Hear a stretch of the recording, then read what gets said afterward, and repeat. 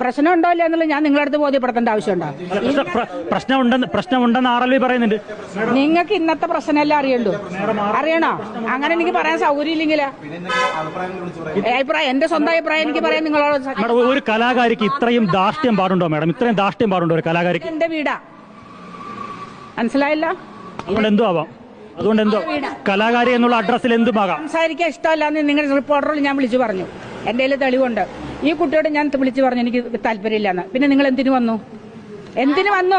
കേൾക്കണം, മാഡത്തിന് പറയാനുള്ള കേൾക്കണം. പറയാനുള്ള കേൾക്കുമ്പോ മര്യാദയായിട്ട് കേട്ടിട്ട് പോകണം. മര്യാദയ്ക്ക് പറഞ്ഞാൽ മര്യാദയ്ക്ക് കേൾക്കും. അതിന്റെ മറുപടി കേട്ടിട്ട് പോകണം. അങ്ങനെ കേട്ടിട്ട് പോകാൻ പറ്റില്ലല്ലോ മാം. അങ്ങനെ പറയുന്ന കേട്ടിട്ട് പോകാനല്ലോ, കേട്ടിട്ട് പോകാനല്ലോ. മര്യാദയ്ക്ക് പറഞ്ഞാൽ മര്യാദയ്ക്ക് കേട്ടിട്ട് പോകും. ധാർഷ്ട്യത്തോട് പറഞ്ഞാൽ ചോദിക്കുമല്ലോ. ഇല്ല, റിപ്പോർട്ടറെ ഞാൻ ഇതിനകത്ത് കയറ്റൂല എന്ന് ഞാൻ ശബ്ദം ചെയ്തിട്ടുള്ള ഒരാളാണ്. മനസ്സിലായില്ല?